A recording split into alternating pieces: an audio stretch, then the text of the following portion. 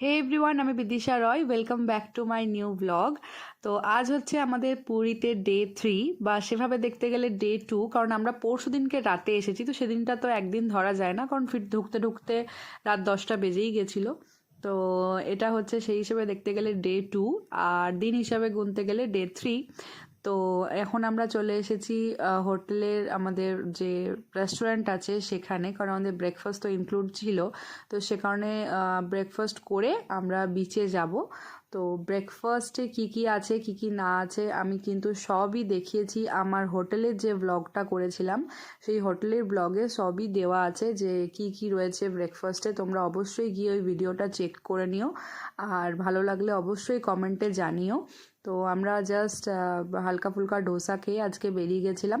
তো এটা সেই হচ্ছে মেরিন ড্রাইভ রোড। এটার নাম দিয়েছে new marine drive road, because এটা অ্যাকচুয়াল যে মেরিন ড্রাইভ রোডটা রয়েছে সেটা খুব বেশি ক্রাউডেড।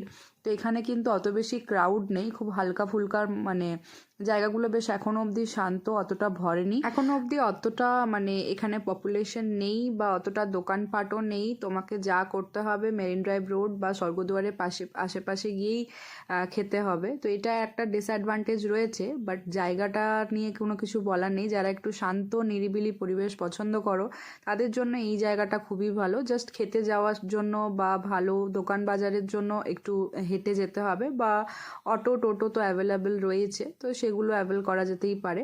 তো এটা সেই NRS royal palace. Next time এসে আমাদের ইচ্ছা আছে এখানে থাকার। তো এর পাশেই রয়েছে নীলাদ্রি প্রিমিয়াম। তার পাশে আমি যে জায়গাটা জুম করব ওটা ওদের পার্কিং এরিয়া। এই পার্কিং এরিয়া দিয়ে তোমরা যদি সোজা বেরিয়ে যাও তাহলেই কিন্তু আমি যে হোটেলটাতে রয়েছি লা প্লাটিলা, ওটা কিন্তু পেয়ে যাবে।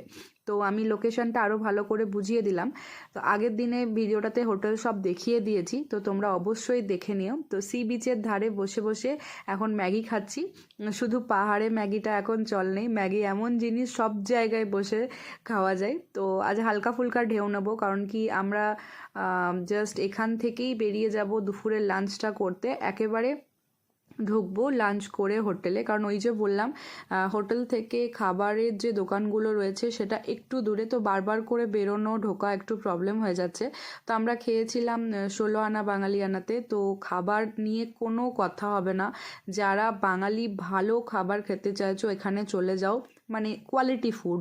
বাকি তো অন্যান্য অনেক জায়গা রয়েছে, বাট কোয়ালিটি ফুড যারা চাইছো এখানে চলে যাও, খুবই ভালো।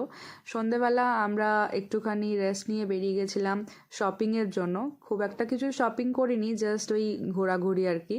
তো এটা ছিল সেই সমুদ্রের ধারে যে ছোট ছোট দোকানগুলো বসে, সেই দোকানগুলোতেই আমি ঘুরছিলাম। কারণ বড় মার্কেটগুলোতে, মানে মার্কেটের ভেতরে যে দোকানগুলো আছে সেগুলো এর আগেও ঘুরেছি। তো খুব একটা কিছু নেবার ছিল না বলে এইগুলোতেই দেখছিলাম। আর এখন এগুলোতে পাওয়া যায় না এমন কিছু জিনিস নেই, শুধু ক্লোদিংয়ের জিনিসপত্র আমি খুব একটা ভ্যারাইটি কিছু পাইনি। বাকি কিন্তু এখানে সব কিছু খুব অ্যাভেলেবেল, আর সব কিছুর দামও আমি দেখলাম বেশ রিজনেবল। বার্গেনিংও করা যাচ্ছে, বার্গেন করে হালকা ফুলকা কমানো যাচ্ছে। তো আমার মনে হয় গিফটিং পারপাস যদি কিছু কেনার থাকে তো এখান থেকে নেওয়াটাই বেস্ট, বিকজ বাজারে যে দোকানগুলো রয়েছে, মানে অ্যাকচুয়াল স্বর্গদুয়ারের পেছনে যে মার্কেটটা রয়েছে ওখানে আমার মনে হচ্ছিল বিট কস্টলি। তো এখানে কিন্তু অনেকটাই সস্তা। তো এখান থেকে যারা গিফটিং পারপাস জিনিস নিতে চাইছো নিতে পারো। আমি এখানে আমার বরকে দেখাচ্ছিলাম লেফট অর রাইট কোনটা নেব। আমি নিজে এই ব্যাপারে একটু কনফিউজ থাকি, তো ও আবার আমার থেকেও বেশি কনফিউজড। তো যাই হোক, ওকে জিজ্ঞেস করে লাভ কিছু হয় না, তো যেটা আমার মনে হয় সেটাই নিই। তো এই সেই মাছের দোকান, যেটা পুরীতে ভীষণ একটা হাইপ আছে যে এখানে বসে নাকি গরম গরম মাছ ভাজা খাওয়া যায়, এই সেই। তো অনেক রকমের মাছ ছিল, মানে কিছু মাছ আমি চিনতে পেরেছি, কিছু চিনতে পারিনি, বিকজ আমি মাছ নিয়ে খুব একটা ফ্যাসিনেটেড নই।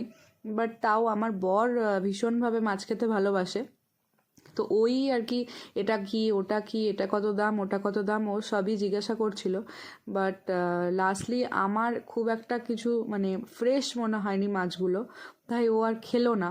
বিকজ আমার মনে হচ্ছিল, আর এত বেশি মাছি টাছি ঘুরছিল, আমি জানি এইসব জায়গায় অত হাইজিন দেখলে হয় না, বাট স্টিল মাছগুলো আমার একদমই ফ্রেশ লাগছিল না। আর ওরা যে তেলে ভাজছিল বা যাই করছিল খুব একটা হাইজেনিক কিছু লাগছিল না, সেই কারণে আমি খাইনি। বাট অবশ্যই তোমরা এক্সপিরিয়েন্সের জন্য, বা আমার বড়ও খায়নি, তো এক্সপিরিয়েন্সের জন্য খেতে পারো। আমি ঠিক মানে সাহস পাচ্ছিলাম না, বিকজ বাইরের জায়গায় এসেছি তো, যদি আবার এগুলো থেকে কিছু হয়ে যায়।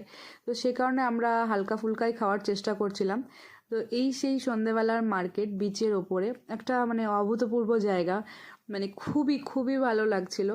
আমি এর আগেও অনেকবার পুরী এসেছি, বাট এতটা জমজমাট আমি পাইনি। তো এখন খুব বেশি ক্রাউডেড, এখন খুব বেশি সব জিনিসটা ভরে গেছে। তো ওখানেই রাস্তার ধারেই একটা মোমো কাউন্টার ছিল, তো ওখানেই মোমোটা খেলাম। খুব ভিড়ও ছিল, তাহলে আমি ভাবলাম হয়তো ভালোই হবে। তো বিশাল কিছু না, মোটামুটি ভালো ছিল। তো ওই জন্য আমি আর সেরকম কিছু রেকমেন্ড করিনি, আর দোকানটাও সেরকম কিছু দেখালাম না। তবে এবার যেটা খাচ্ছি আর কি, গরম গরম বেগনি, গরম গরম মানে এই বেসনের পকোড়া টাইপের যে যা যা ছিল, খুবই ভালো ছিল এই দোকানটা। জাস্ট মানে হোটেল যে পার্ক হোটেল যেটা আছে, ওটা থেকে যে নিচের দিকে নেমে যাচ্ছে, সিঁড়ি করাই আছে ওখানে, ওটা থেকে নেমেই ডান হাতে এই দাদার দোকান। মানে খুবই ভালো ছিল। অ্যান্ড ওদের যে তেলটা ইউজ হচ্ছিল সেটাও খুব ভালো ছিল। তো ওভারঅল মানে খুব ভালো লেগেছে দাদার দোকান, তোমরা কিন্তু ওখানে যেতে পারো। তো তারপরে আমরা হোটেলে ব্যাক করলাম। আর সেদিন রাতে খুব টায়ার্ড হয়ে গেছিলাম, সকাল থেকে এদিক ওদিক ঘোরাঘুরি করে এত বেশি টায়ার্ড হয়ে গেছিলাম, আর কিছু বলার নেই। তো ভিডিওটা ভালো লাগলে অতি অবশ্যই লাইক কমেন্ট শেয়ার, আর চ্যানেলটা সাবস্ক্রাইব করতে ভুলে যেও না। ভিডিওটা এখানেই এন্ড করব। তো নেক্সট ভিডিও নিয়ে খুব তাড়াতাড়ি দেখা হচ্ছে। Thank you so much.